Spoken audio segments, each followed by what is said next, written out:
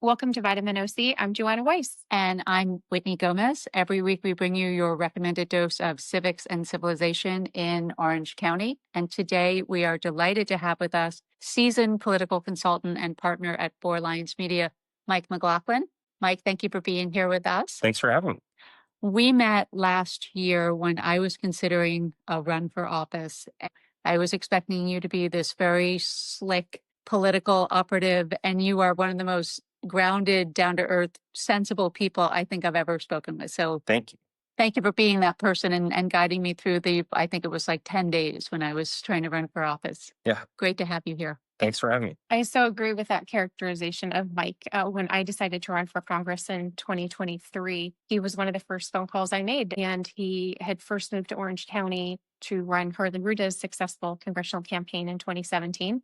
And since that time has advised several of Orange County's elected leaders.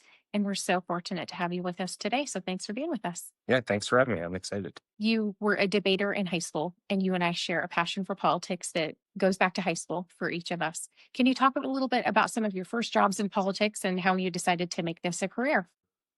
My first political experience was like in 1995. I was 9.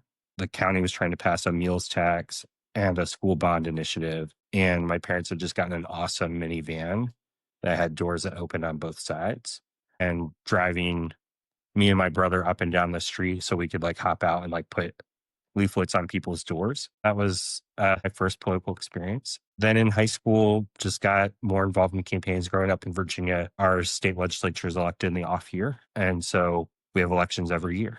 If you remember, Keith Olbermann from MSNBC, before he got canceled, had a segment on his show called The Worst Person in the World. And my state rep was routinely named the worst person in the world. I just showed up to a campaign office one day and was like, I want to work on campaigns. It was just an awesome experience, right? I really fell in love with the field aspect of it, of getting to go and knock on doors and talk to people. I've been fortunate to get to continue to do that and move all over the country. And sometimes you end up in great places like Dubuque, and sometimes you get a bad assignment like Orange County. My daughter just watched Veep, and picturing you on this cast of characters with all of the funny things that go on with the campaign. It's so great that you found your passion so early in life and you relocated here to help Harlan Ruta run. Yeah. And your wife, Nancy, was also running a campaign. Talk to us about that time in your lives. It's like the end of 2015. I moved to Iowa to do a congressional campaign then. Nancy was still in DC. And so I spent 6 months in Iowa. And after that primary, moved back to DC, got a job at a consulting firm. Hillary was the nominee. There's no way we're going to lose that election.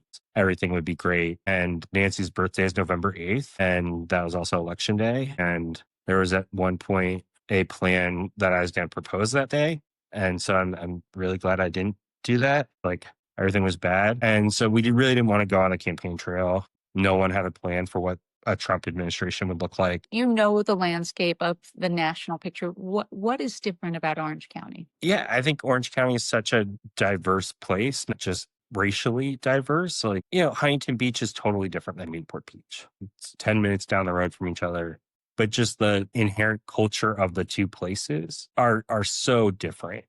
I think it's hard for people who aren't from here or have been here to realize how big Orange County is. It's just totally different. Fullerton versus Laguna Beach versus Anaheim versus Santa Ana are just like totally different cultural places. I think like it's still a very libertarian place. And I think that that's not true for a lot of places. I think Democrats and Republicans here are both kind of like, I just want to live my life and like get out of my way. I think they have a different idea of what that life looks like from time to time. But I also think there's like so much success here, right? Like a ton of wealth, a ton of people have been successful in business and industry in Orange County. When you're talking to someone who has had a really successful business career, to be like, no, you actually don't know what you're talking about. And they're like, my bank account says I know what I'm talking about quite a bit. So, I think that makes Orange County a challenging place at times. So for Harley, you had all these different constituencies. So did you just have parallel lanes for the campaign of messaging, or how did you handle that with his campaign? Yeah, I mean, I think that with Harley's district at the time, it was coastal and then picked up a little bit of Little Saigon and Westminster Garden Grove. What we often said on the campaign was if you looked at who like the swing voter was, right? If you could identify that as one single person, we knew we were going to win Laguna Beach with 90% of the vote, right? Harley lived in Laguna. Laguna votes for every Democrat. Like, we knew we'd do that. We knew we'd lose Newport pretty badly. If you really could distill it down to one person, it was like a 50-year-old blonde woman in Huntington Beach who had at some point voted for Mitt Romney, probably George Bush, maybe Barack Obama the first time, Hillary, right? Like, just had switched their vote over time. Everything that we tried to do with our communications was, how do we talk to that single person? They are also the same type of voter who might not have known that Dana Rohrabacher was a man, Correct. a woman. For sure. Dana was in office nearly 30 years. I think people kept voting for him without any understanding of who he was, what his politics were, or even if he was a man versus woman. Yeah, I think that's totally right. And I don't think any of his opponents ever raised $1 million. We ended up raising, I think, a little over $10 million. Harley was raising over $20,000 a day. Pretty much every day from August onward, I would leave my apartment and check Act Blue in the morning. At 9 in the morning, we'd already raised $10,000, like before we came to work. People were engaged. Yeah, And that was, the first midterm after Trump's presidency. totally. And people were so engaged then. Yeah, And I think hopefully we'll see some of that same energy in this midterm election. I think we are. I think it's picking up. Right? Indications are like digital fundraising is picked back up again, and where it was like really down in 22 and 20. And I think it's different than it was in 18. Seeing people come to like the No Kings rallies and things like that, and some like Tesla return protests. I think some people are going to like Young Kim's office on a weekly basis to protest, but it's not the same.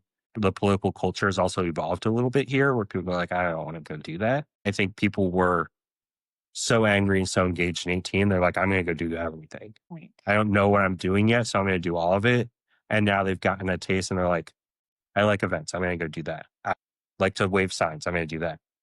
As opposed to an 18 where people are like, I'm going to do all of it. It's been a long 8 years. People are tired. You've seen so many candidates along the way. And I think that you can gauge who is going to be a good candidate and who isn't. And was curious if you can tell us, in your opinion, what makes a good candidate and why was I your favorite? I think, I think someone who has a belief system that is greater than I should be in office.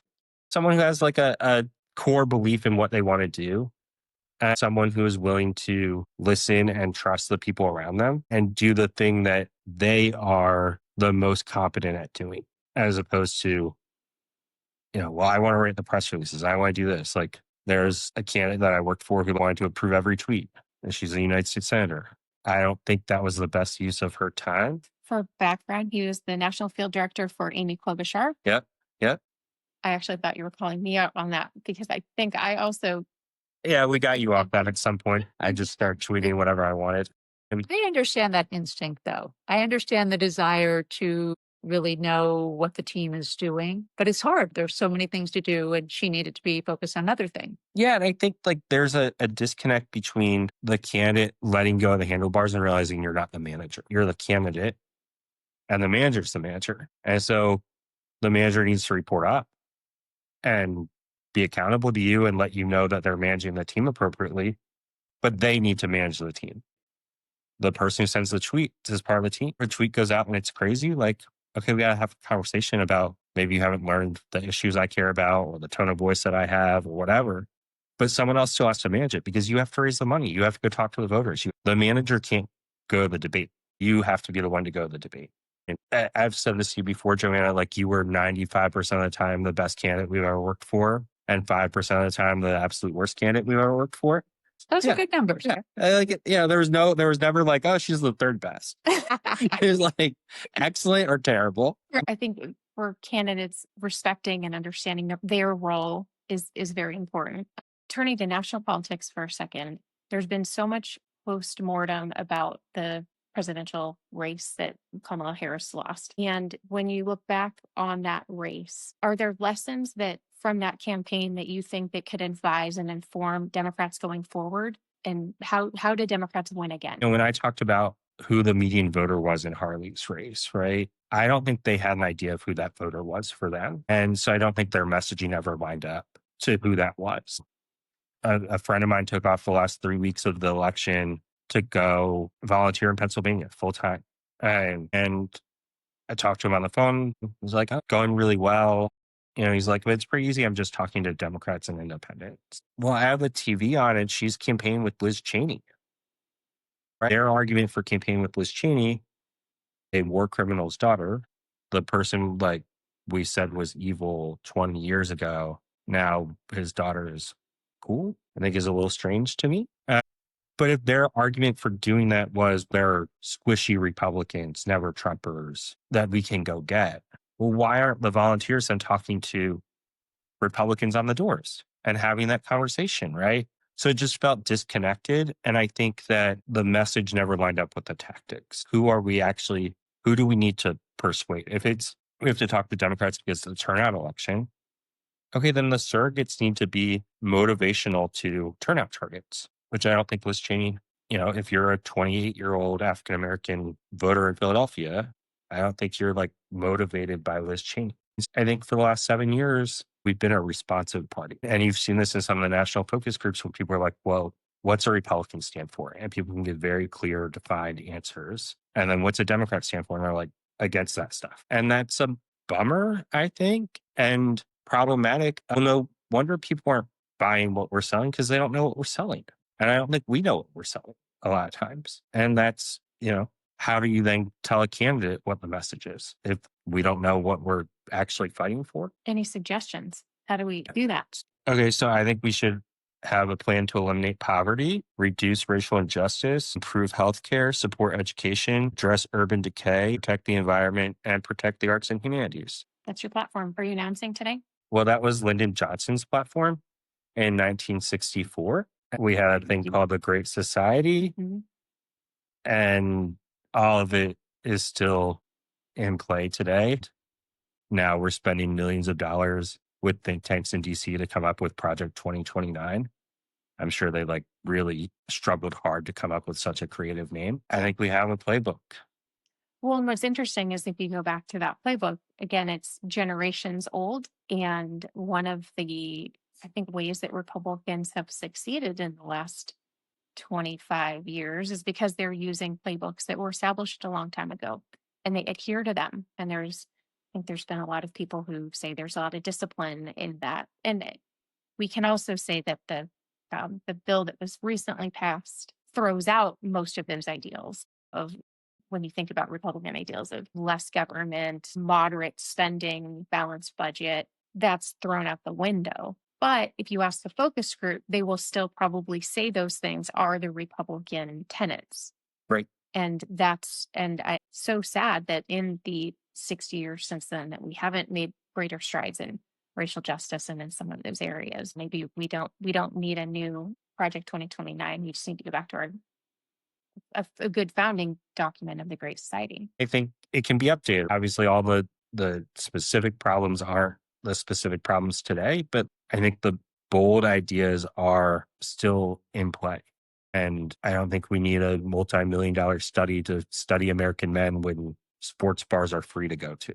Go talk to normal people about how they talk about things and what they're concerned about. So for a candidate today, you would advise them put behind the idea of responding to everything going on and just move forward on the ideas that you want to put forward that on their face are so different from what's happening that will stand on its own. Yeah, I mean, I think the responsive stuff works for fundraising. I think voters still want someone to stand up to Donald Trump and stand up to the Republicans. But I think where we're losing Black voters, Latino voters, young voters is, okay, but what are you actually going to do? You're saying you're going to stand up to Trump. Cory Booker goes and gives a 30-hour speech. Great, fine. Amy Klobuchar is sitting on the steps of the Capitol. For what? What are we actually doing? What are we talking about?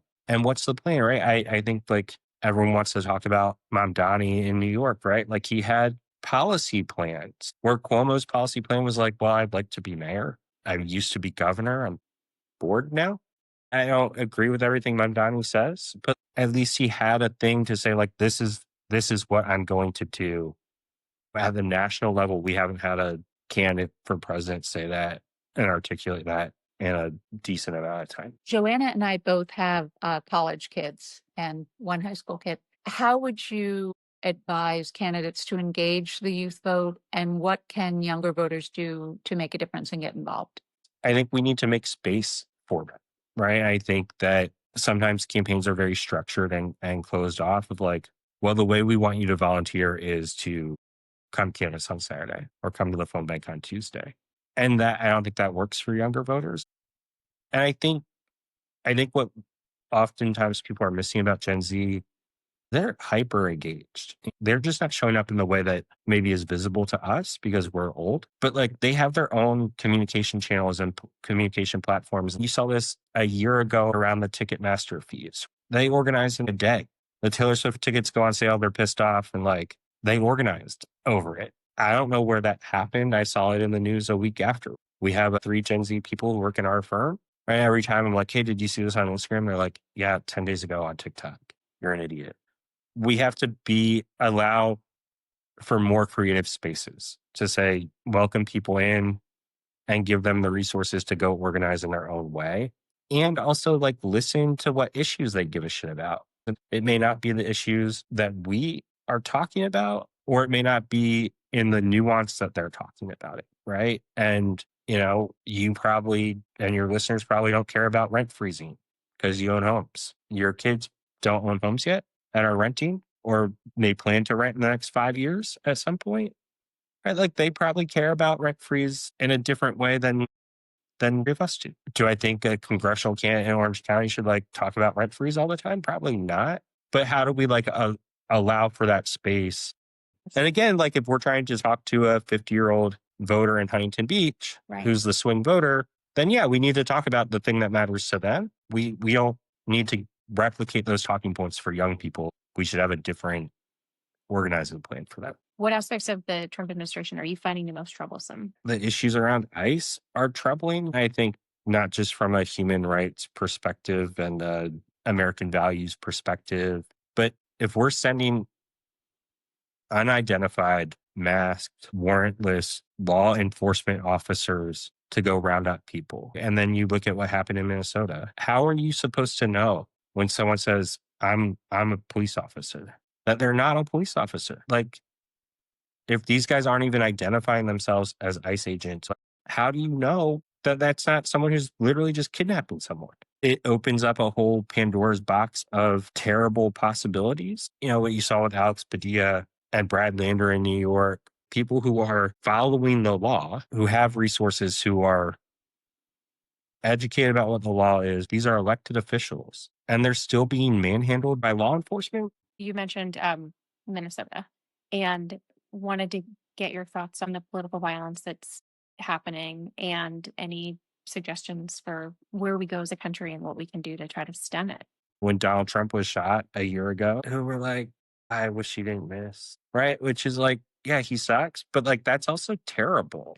And also a fair amount who believe the conspiracy theory that it was staged For sure. rather than taking it seriously as a real act of political violence. How far we've devolved. And I think George Bush was terrible. I don't recall people in open conversation, normal people being like, I hope he gets shot. Absolutely not. Right? Like that's nuts. I don't know how we got there and how we unwind from it, but like I think their side is the one then doing it. The people on the left are like, well, I hope he gets shot. Like they're not necessarily like taking up arms and doing it. So that's the other side is more bad, to be clear. But like it's just jarring to have that in a normal conversation. But that feeds into the idea that we're no longer Americans first, and we're more left or rightist first. Yeah. And that is aligned with the Republican affection for Viktor Orban in Hungary, Putin in Russia.